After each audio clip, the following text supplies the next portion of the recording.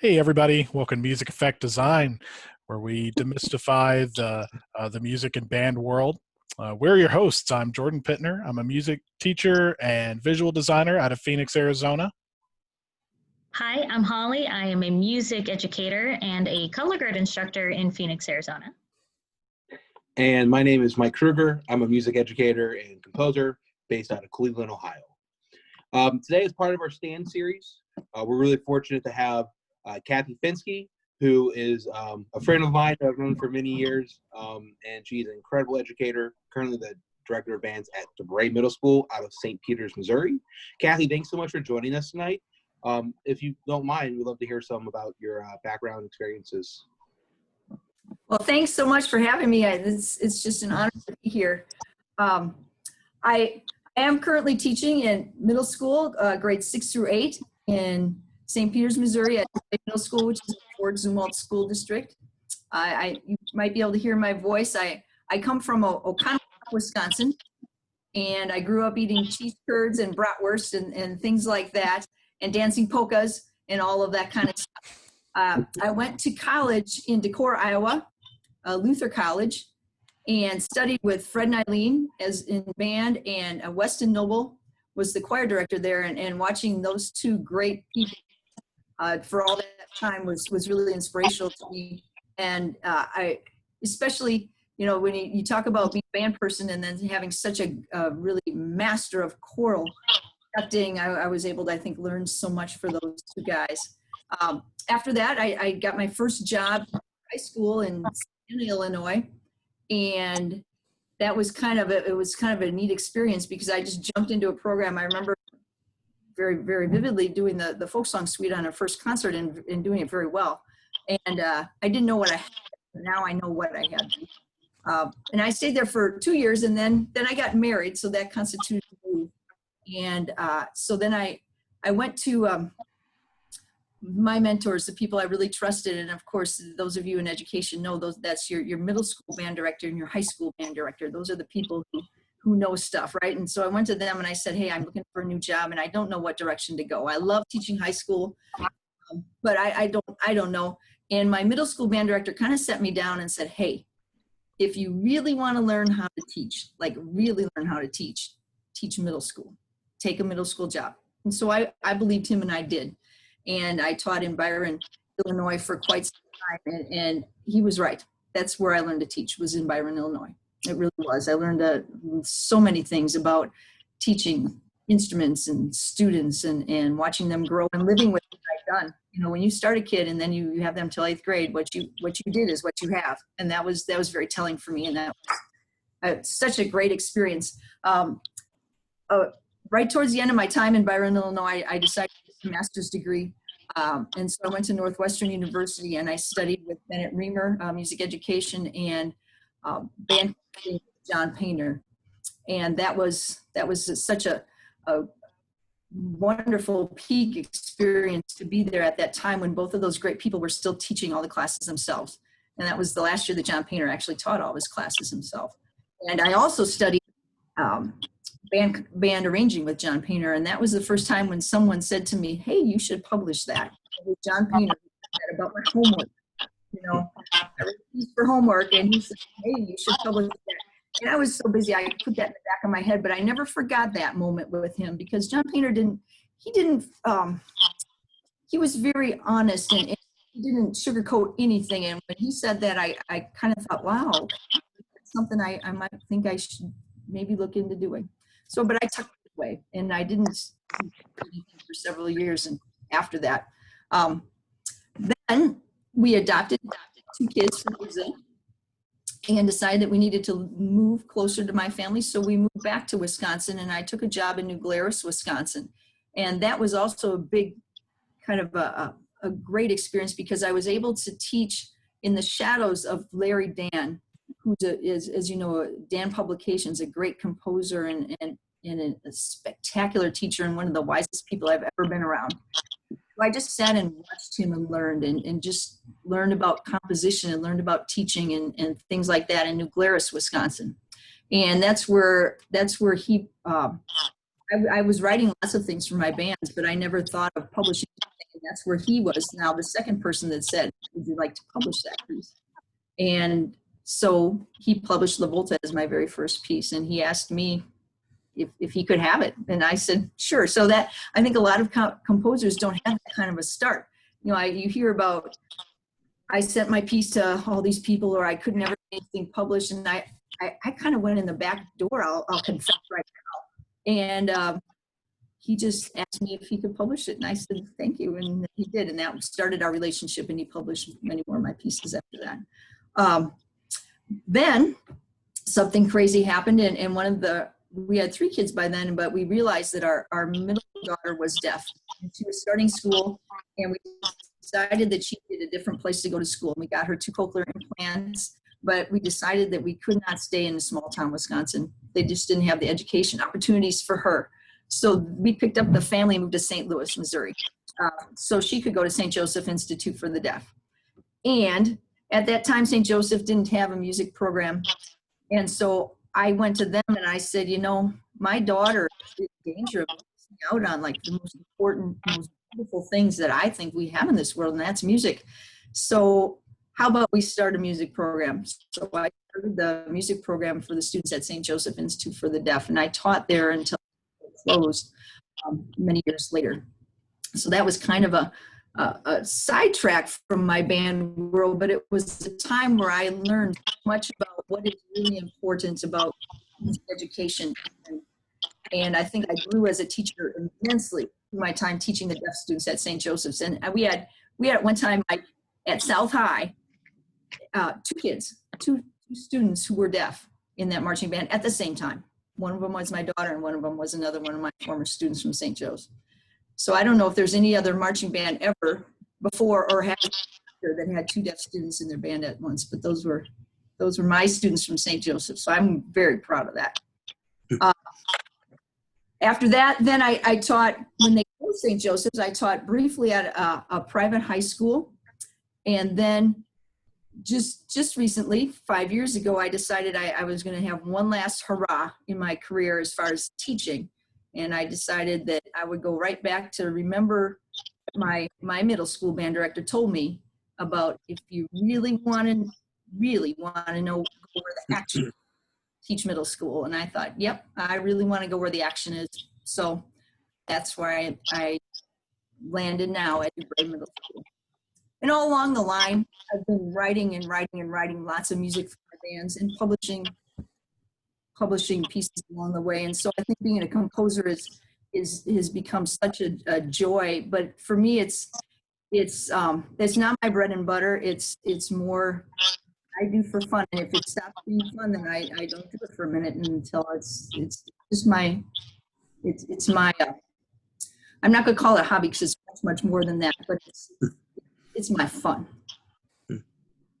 Wow. So it brought me to where I am.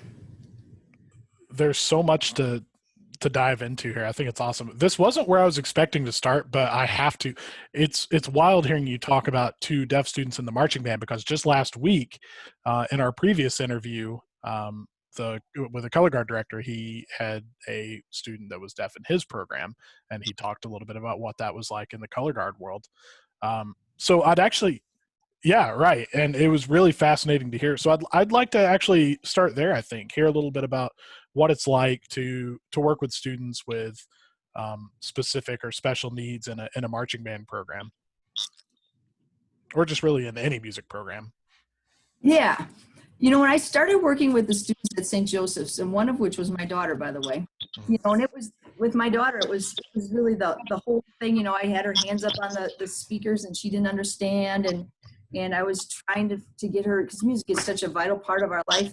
She didn't understand. And I thought, well, you know, you can't love something that you can't process, that you don't understand. So I'm going to, of all my kids, she's the one that didn't sing by herself. You know, she's the one who doesn't notice music in the world. I'm going to have to teach her, like, systematically how to figure this out so that she can love it. That's all I wanted. It was like, I wanted my daughter to love music. And so when I went to the people who made the implants, they told me that they really weren't good enough for music, that they were first, you know, you have to realize this was early on in cochlear implants too, like really early.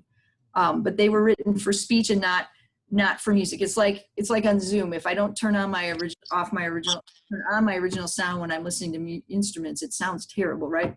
And so that's what they said, that's not good enough. I said, I'm not going to tell them that.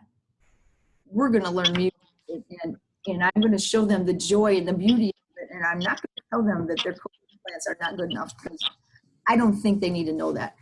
And so I just started teaching them rhythm and pitch and percussion and, piano and all the things that I thought were a good basis for music education, so that they could learn to love what it was. And now some of those students are, I mean, my 3 kids, and they're all 3 musicians, my daughter, who's deaf, loves it the most. I think she had to work so hard to get it. Right. So that when we had those kids who were deaf in the marching band, they had to rely on their eyes a lot. So we systematically, you were there, Mike, when both of those kids were in there, Adam Brodak and my daughter. Absolutely. It was a joy teaching those students, because the appreciation that they had, yeah, absolutely. I remember not just the music ensemble rehearsals, but also the visual ensemble rehearsals, and making sure that, we were able to give clear communications as far as what to expect with the drill. And right. So it was, yeah, very rewarding. And let me tell you, as a mother, because I'll take on that hat too while we're sitting here, as a mother of 3 band kids, my daughter who's deaf, who went into high school not ever having gone to elementary school with any of those kids, so she knew 0 kids when she went into high school. The marching band saved her without question. She walked into that. She auditioned for the front ensemble, and I'm sure she wasn't spectacular by any means, but she started high school as a member of something. You're like, what do you do? Well, she's like, I'm the marching band, and she had 100 friends on day 1, and it saved her. She loved high school, but it was because of the marching band, without question. So, she contributed to the marching band, but it contributed a lot. And that was the same as the other kid. He went to college and he played in his college pep band, tenor saxophone. Yeah. That's awesome. That's amazing. I didn't know. That's so cool. I played piano for him while he played a solo for contest in high school. Oh. He was one of my students from St. Joseph Institute for the Deaf. So That's those amazing. Yeah. So that was that. But I learned that what I learned from those kids is, at the end of the day, when all is said and done, and boy, did I use it this spring, because I needed to come down, I needed to cut to the chase and say, what is important? At the end of the day, loving music is it. The joy of it. Do you have the joy of this in your heart, in your soul, for your life?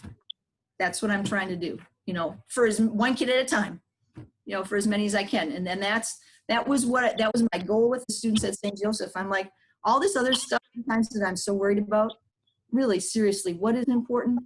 I want that kid to love it, enough, and have the skills so they can walk into South High's marching band and get it. I mean, you can't your craftsmanship. I get that. But at the end of the day, I'm like, they just need to love this. So. For sure. So you've talked a lot about your different career opportunities that you've had, but you seem to have a love for middle school. Can you tell us about what makes middle school so special, right? Because I think right in this chat we've got, I teach elementary band. Jordan's more of the high school team. Mike teaches college, and then you've got the middle school. What makes it so special? Yeah. Well, I as you heard what I even when I at St. Joe's, I taught preschool kids there. That's super hard, by the way. And then when I was at Northwestern, I was a TA, so I taught college kids. I was there, I taught college conducting and things like that while I was there, and everything in between. But I think that middle school kids are at a kind of a crossroads. They're deciding what they're good at. They're deciding who they are. They're deciding if they like school or not. They really are deciding that. They're deciding how to handle their emotions that are bursting from them, right? They're deciding how to interact with different kinds of people, how to socially navigate the world. I mean, it's just the amount of growth that happens in those years is immense. Physical growth, obviously, you look at them, they come in babies, they leave adults, right? But it's emotional growth from being a child to being a young adult, really. And intellectual growth. They are the smartest group of people. Oh my goodness, how much can you cram in their brains? It's a lot. All of that kind of things, I think, make that, if you really love teaching, that's where the action is. It's where they start from square one.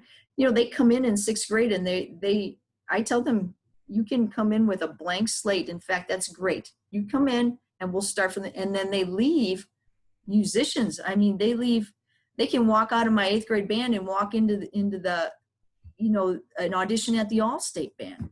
And they do that in just those few little years. Oh my gosh, I never get sick of watching that happen. It's so invigorating. It's like, how do you do it? I don't know. But and I enjoy lighting the fire. I enjoy watching their eyes go, wow. And I always figure if I have a rehearsal or even a lesson with a kid where they're not going before they leave, then I blew it.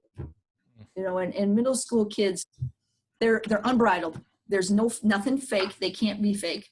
They don't even know how. They can't. They're they're just, it's unbridled enthusiasm. If you can leash that, I think it's the most powerful thing there is. So that's why I love them. I think I can make a big difference for a kid right then. They're in such flux. There's an interesting, thing that I've encountered before, and you mentioned it right before we did our kind of our pre-meeting, was that there's a feeling sometimes in higher education, especially when I was like going through my undergraduate and my master's degree, that if I wanted to be something important or something like really, really cool, to keep working your way up to the college level, right? The reason I'm at the college level is not because I necessarily agree with that. It's just kind of what was my calling.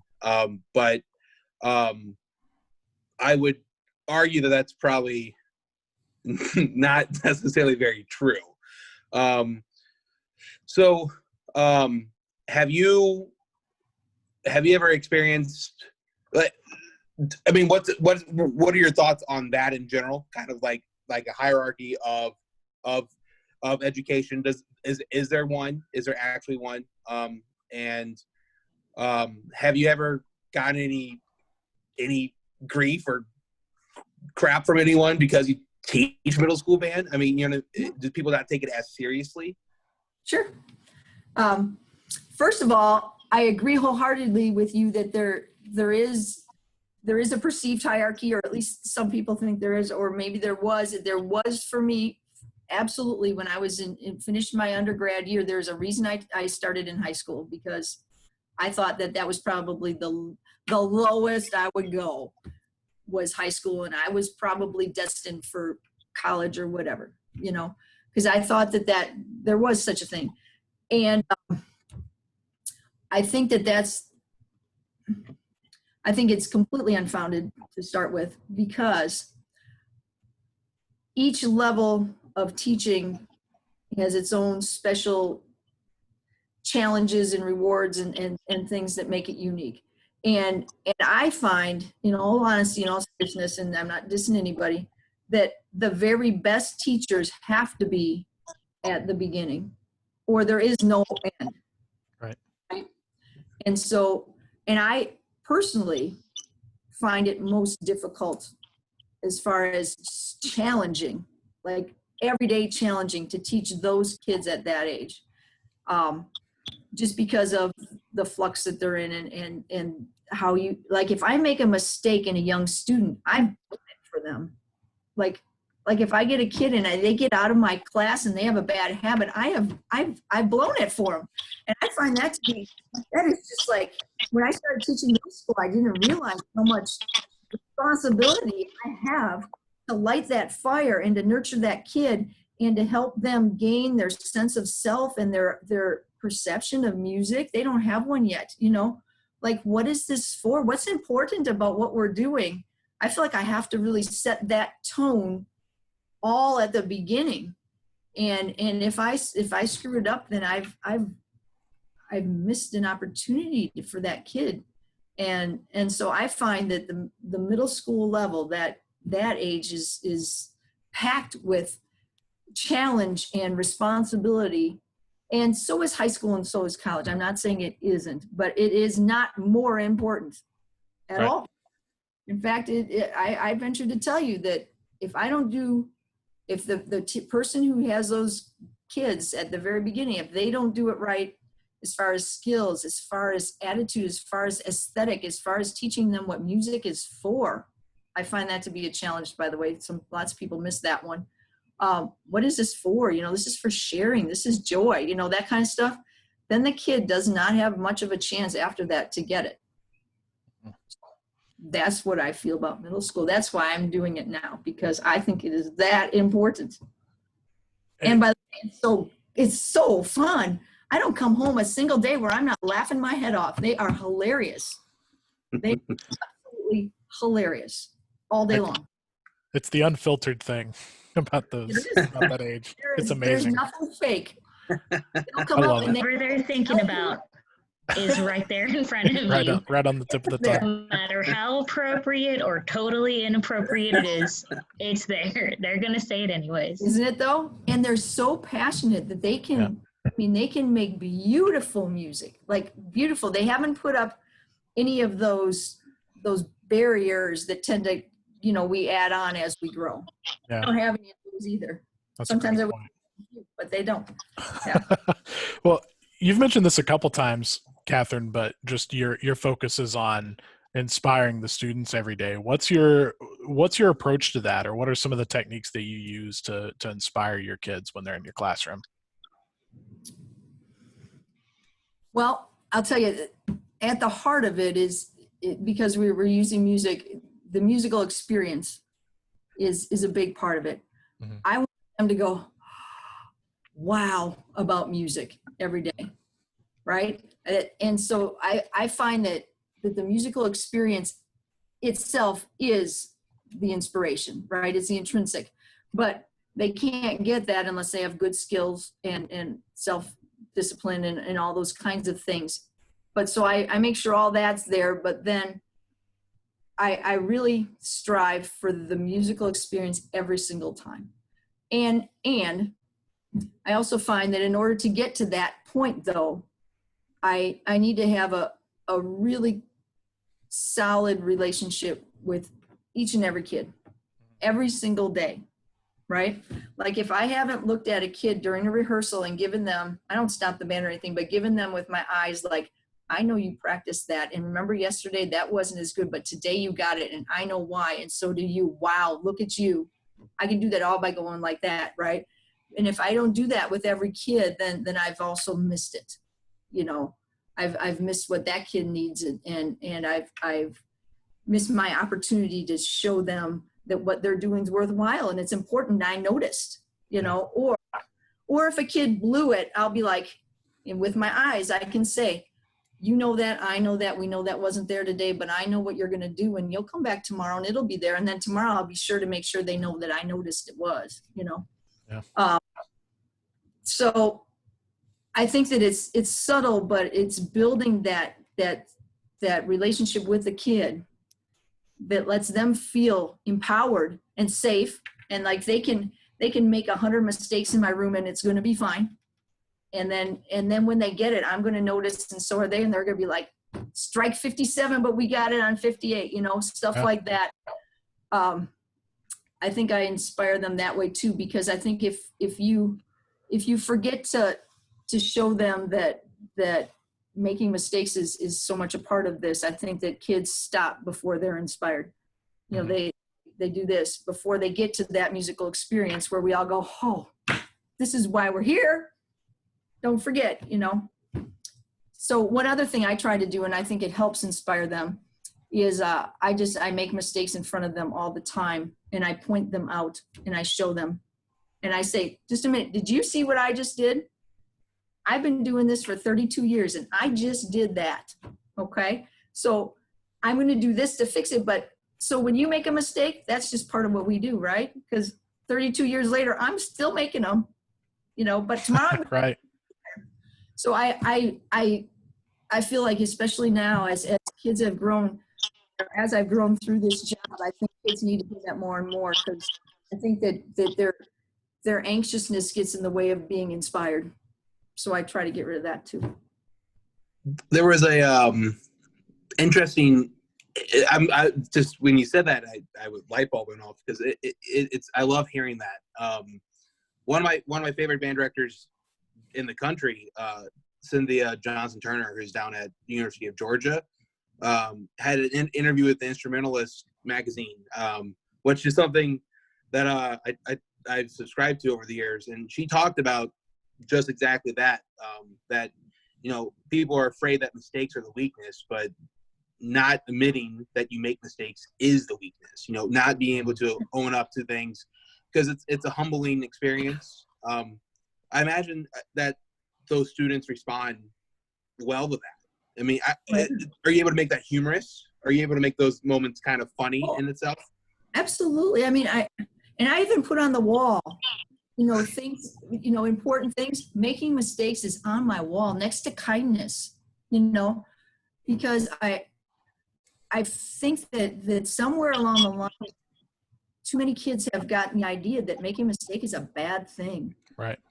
And I'm like, golly, and even with writing music, I tell them, I said, do you guys know, like, I'll have them play a piece I wrote, and we talk about the process, and I say, I start a lot of pieces that never get this way, never get to the end. I said that this is only one of maybe 10 pieces that I thought might have been good, but no, they weren't. So I didn't, I said, but the process is, if I would stop after the first piece wasn't good, then we wouldn't have this one, Right. So I think that I spend a lot of time being goofy about the mistakes I make, and it happens naturally to me. So I don't even have to put on anything. I make them all the time, and the kids are, and we laugh about it, and I give them extra credit for finding them. I'm like, anybody who finds something I messed up, bam, here's a have a Tootsie Roll, because I just think they need to just realize that you won't be good at it unless you are willing to make a lot of mistakes. Mm-hmm. You got my mind racing with a lot of questions. I'm not going to ask them all right, boom, boom, boom, but I do have a couple. You were talking about the musical experience, which obviously would include the education they receive, but at the core of that is the repertoire they play, the literature they play, right? And so this is so. I mean, I don't know. So I'm asking. What are there certain pinnacle pieces that a middle school band should play, and when you're picking music for your students, is there, or do you have certain goals for the repertoire for those students? Sure. And I let the literature that I pick really, like by the time a kid finished 7th grade, we'll have learned all of these things that I think they should learn by the end of 7th grade. But I will let the literature really guide me down that path. I pick really good literature and let that be a big part of our process. And so I think there are some really spectacular pieces for middle school kids. When I want to teach a kid to fall in love with melody, I just take Larry Dan's Song for Friends, and that's what we learn.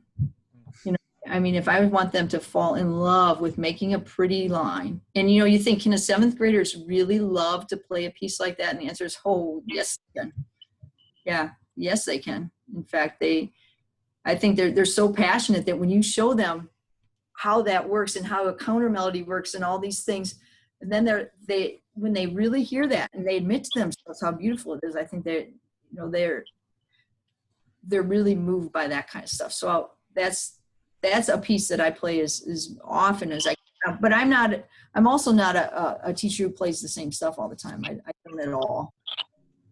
Like Pierre Laplante's March on a King's Highway is a spectacular piece for learning a British march style.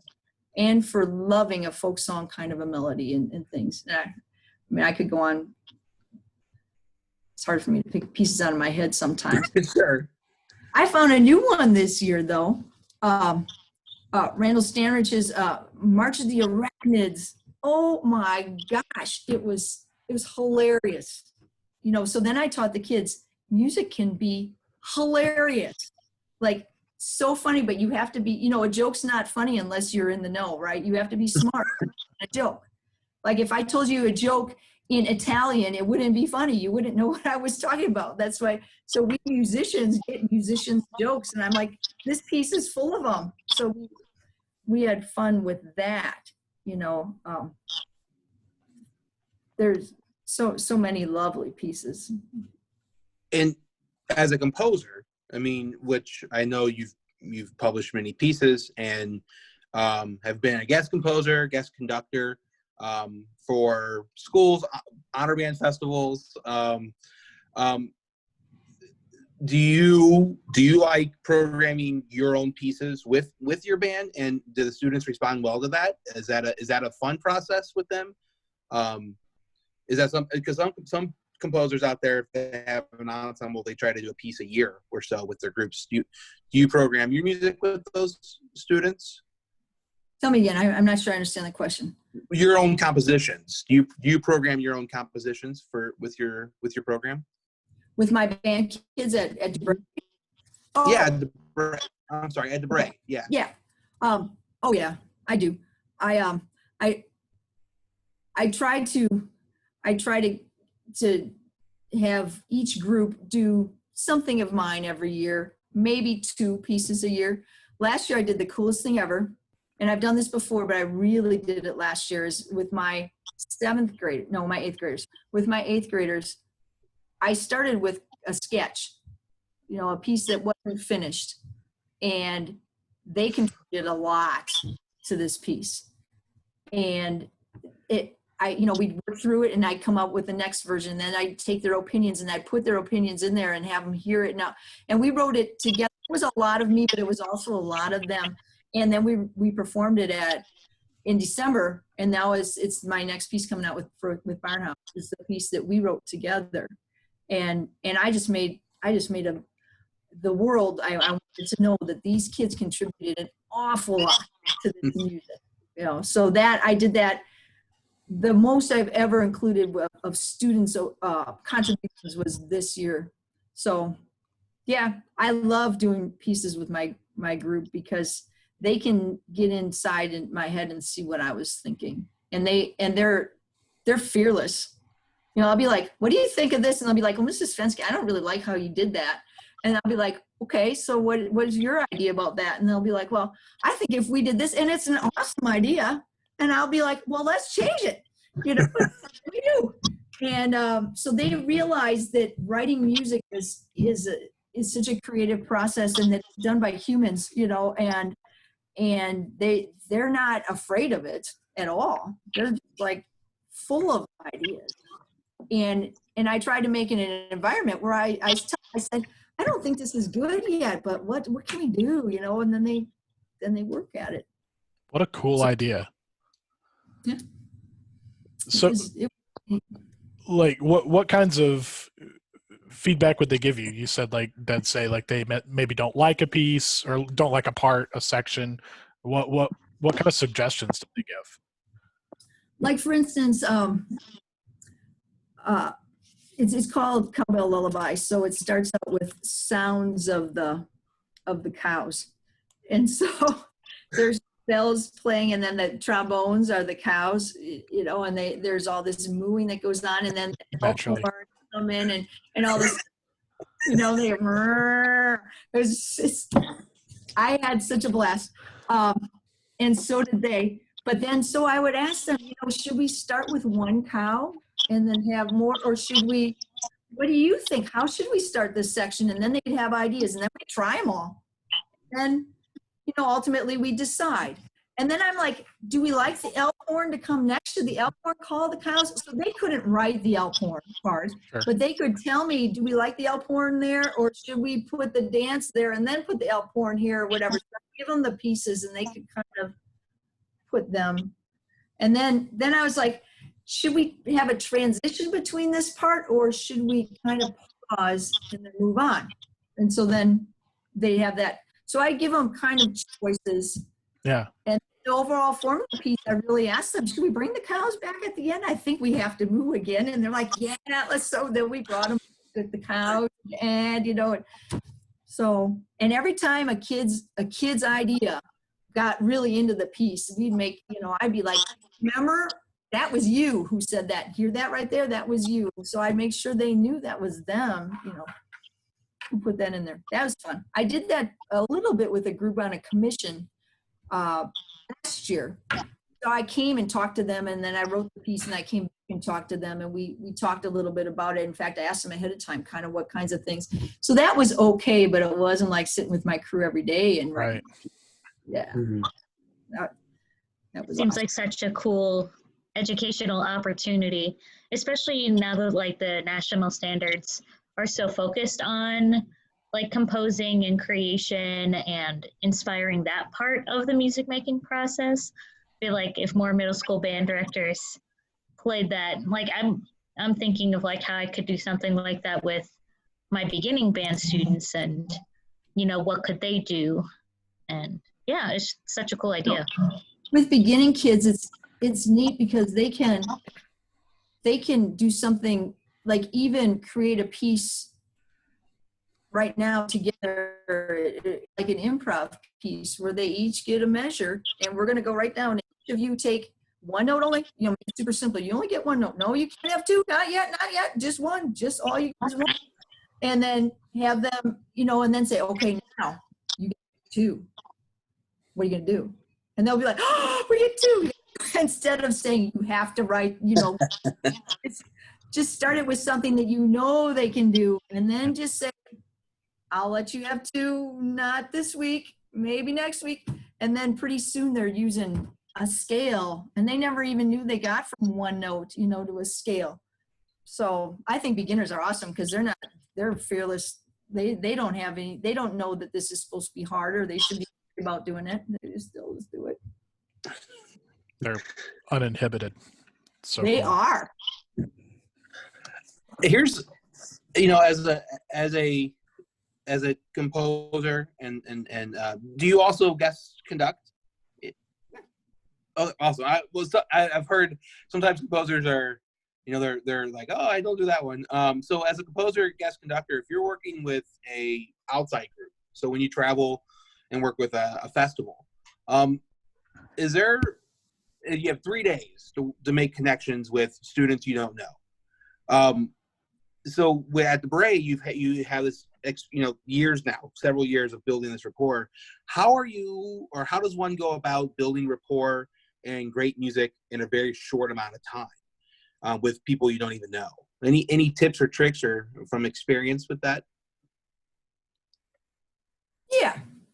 I try to share as much of myself as I can with them, just as far as being completely who I am. I let them know a little bit about where I come from, but be very real as far as just even thinking out loud or those kinds of things. So I try to really be as human as I possibly can. And then I also, time is precious when you're doing a festival, but I also think that the time that we spend to connect is worthwhile.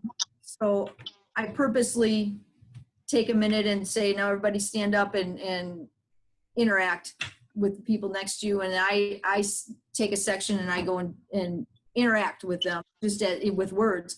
And I think also the interaction we do with music is also a way to connect really fast with a group. Like I find like if I can catch a group that's doing something that I want, then we've connected, right? Because then I can give them the that's now we all understand musically, we understand that. Then if I can find the flute, so I try to really find ways to encourage each group, and that builds it pretty fast too. I think, of course, I use lots of humor because hey, have fun. So And I ask them, and Mike, do you know what else I do? I forgot about this though. I ask them lots of questions. Like ask them lots of questions. And I think that helps too. Like, I know you guys a lot better already now. And I know I've known you, Mike, but I feel like I know Holly and Jordan just from us just hanging out here for a minute. Just ask. So I ask them questions about the music. I ask them questions. I ask them questions about dumb stuff too, but I ask them, you know, I do. I won't say I don't. We'll be playing something and I'll be like I was going to do the cow piece with the group this year. And I'm sure I would ask people how many, you know, who eats cheese curds and how many of you like Clemens brats and, you know, just things like that. Just ways to get on a human level.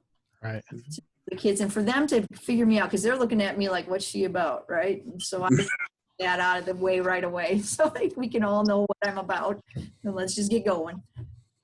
Yeah. For sure. I try to make it super, super, super, super safe. That's great. That's the other way too. You know, we've all sat in honor bands where it didn't feel very safe. And that's not the experience I want for them. You know. Right. I mean, there's been one or two where I was afraid to mess up in that honor band. It's like, oh, you're in an honor band, don't mess up. But that's not the point of the honor band. It's okay to mess up. And I spell that out. I tell them that from minute one. I'm like, listen, we are going to make lots of mistakes today. So let's just be ready for that. And it's totally what we need to do to get better. I imagine they all take a sigh of relief after that. Right, well, I know. I mean, I can't make music when I'm feeling tense. Right. And within myself, I can't take the risks that I need to make beautiful music. You know, you can make okay music with a wall up, but you can't make awesome music unless you take a whole bunch of risks. Mm-hmm. You know, I'm a player. If I go for that high note and I'm going to put everything I have in it, it might pop. I might squeak. I have to be willing to take the risk. I feel safe enough that if that happens, the world as we know it won't end. You know, I'll just have gone for it and missed. Okay. You know, so I want them to feel that way. It's what they need in an honor band, right? Just open. And if a kid does that, I'm like, that's what I'm looking for, you know, so they know. Yeah.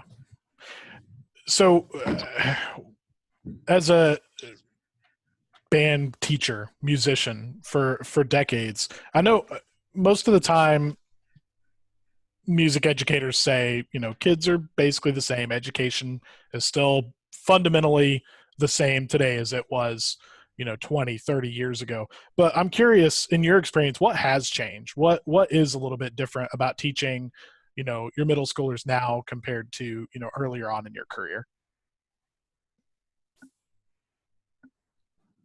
I think in many ways you are right. Kids are still awesome. Yeah. They're still smart and passionate and all those things that they were. I think there are some things that are different. First of all, kids are much, much, much, much busier. And that plays a role in what we do. I have kids who are just spent as far as how many things they're doing. And the amount of time, energy, passion that they have for any one of all of those things isn't as much as it was. Yeah. That's been noticeable to me. I think it's probably good and bad, but it is different. Another thing that I find, the other thing that I find is pretty different is what I spoke to before. The kids are much more anxious now about everything. Anxious, anxiety about making mistakes, anxiety about performing, anxiety about lots of things. They're more anxious. I'm not sure why, but they are, noticeably to me. And so I don't know if those two things play hand in hand or what the reason is, but I find myself spending a lot of time now just calming them down as far as how anxious they are. I mean, I had a kid a little sixth grader, like a little sixth grader who couldn't play in a concert because he was so anxious that he might make a mistake on the stage. Wow. Or, that just breaks my heart.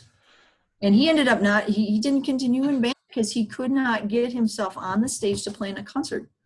And this is a kid who was in the, the Accelerate program. He's a smart kid. He'd been a great musician. And this just happened recently. I'd really never run into that before, So those are two things that I find that are kind of different. But as far as kids and just how great they are, there's still every bit of that. And they're smart and passionate and respectful, really. I don't find the kids are any less respectful to me now than they ever were. I think they're respectful. I don't demand it.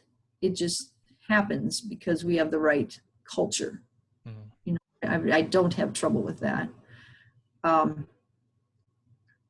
So,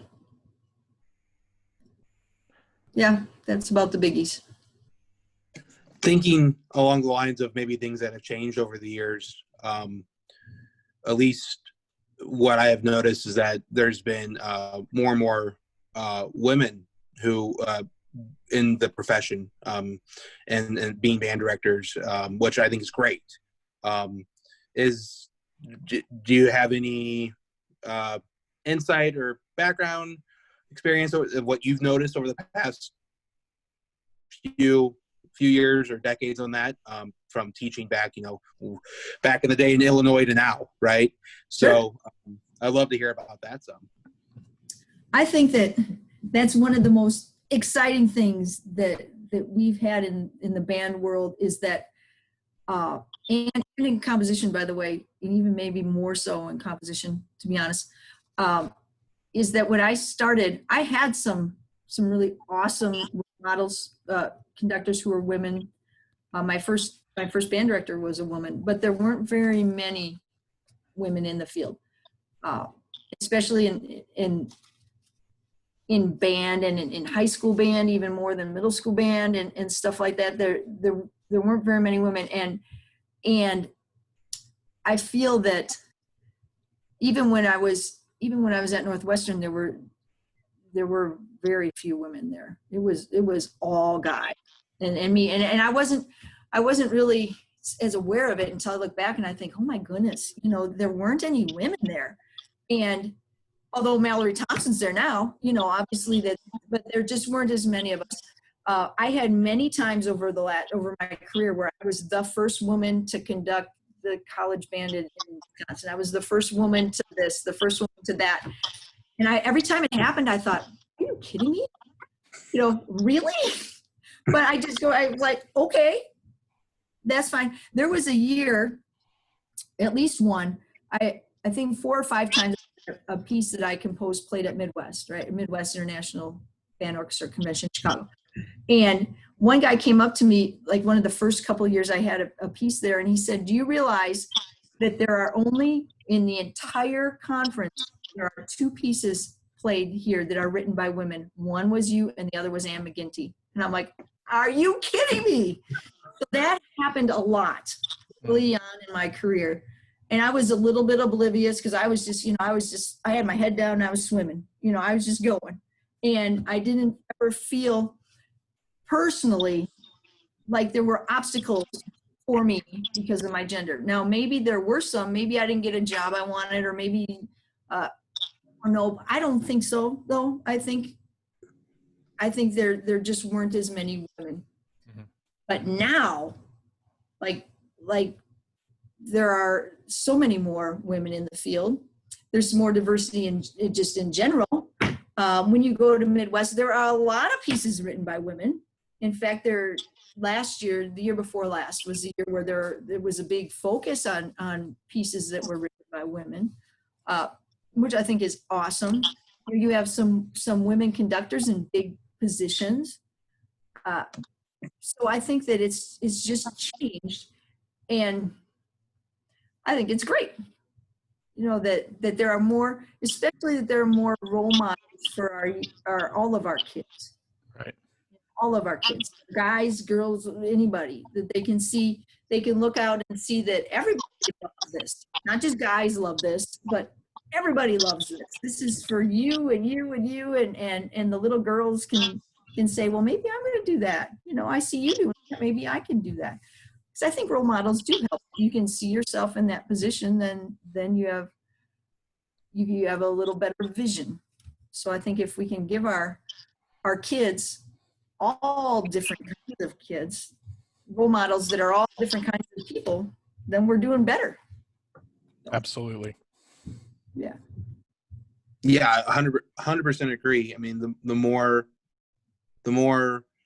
people that our students are exposed to, and from a diversity standpoint, which would encompass everything, the better. I mean, then they have a choice. I've heard her music, I've heard his music, and they're choosing what they like and what they enjoy, as opposed to being ignorant or not knowing. And so I think that's just so important. I felt so lucky. My undergraduate composition professor, Dr. Kim Archer, was a female, and that was one of the things that we talked about back then. It was great. It really was. Yeah, I just think that there's so many different ideas, especially in music, Mm-hmm. and the more of them that our kids see, the more joy they can have, because it's just there's more colors out there. Mm-hmm. And just like we don't program the same kind of music all the time, at all. You know, we want to expose our kids to as much of it as we possibly can, so they can see the beauty in all kinds of different things. You know, you gotta. The same goes for the people you have come in and work with your group, or the composers that you choose, or all of that. You know, there's so much beauty in the world. We should see as much as we can. 100%. We're all better for it. I love it. We absolutely are.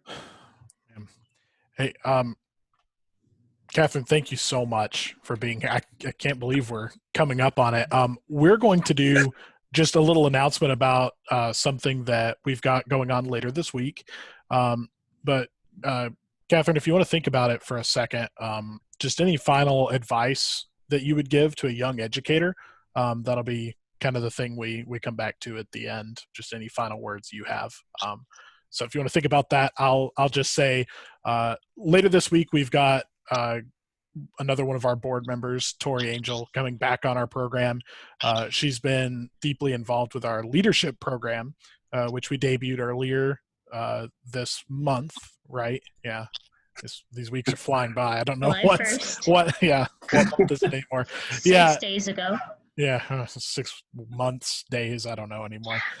Yeah, no, it's a great interactive program meant for leadership teams.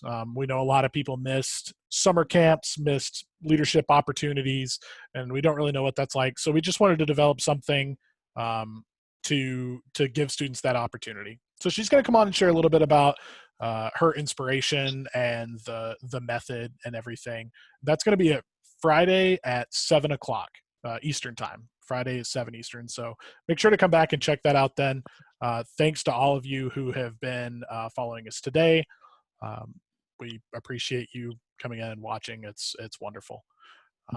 So that's that. That's our logistics. Katheryn, what do you have to say to young educators that are early on in their career? Best advice. Best advice. Okay, no pressure. I think one of the best pieces of advice that I can give you is that you should try to learn everything you can from as many different types of people as you can. When I look back on my career, the people I encountered along the way, each time I encountered somebody or some new challenge or circumstance, that's where I learned the most. Absolutely, without question. So try and put yourselves in positions where you can encounter people that you can learn from. Embrace challenging situations, because you're going to grow the most from those. And the other thing is, and I learned this too, probably not as much as I wish I would have known it until I really worked with the students at St. Joseph's, is really think about what is important about what you're doing. I mean, take 2 seconds and really think, what is important? What do you want those kids at the end of the day to get from you? What do you want? And don't lose sight of that. Don't let competitions or concerts or things like that stray from what is really important here. I think you'll know what it is. Fantastic. Hey, thank you again for being here. This is, I've learned, I take notes. That's sometimes I look down, I'm just scribbling notes that I've got. So I've got my own set. Thank you for being here. Thank you for sharing with everybody. Thank you. Yeah, Kathy, thank you so much. Great. It's as a older alum from DeBray years ago, we think of Miss Coots and Miss Kofer and how we were so fortunate to have such amazing educators. And honestly, it's those students are so lucky to have you. We're really, really, really, really happy. You know, it's so great to see that home with someone so awesome like yourself. So thanks for taking the time here. And those DeBray Middle School students are really lucky. Thanks for having me, guys. It's been an honor. Absolutely. All right. Thanks for joining in, everybody. We'll see you Friday at 7.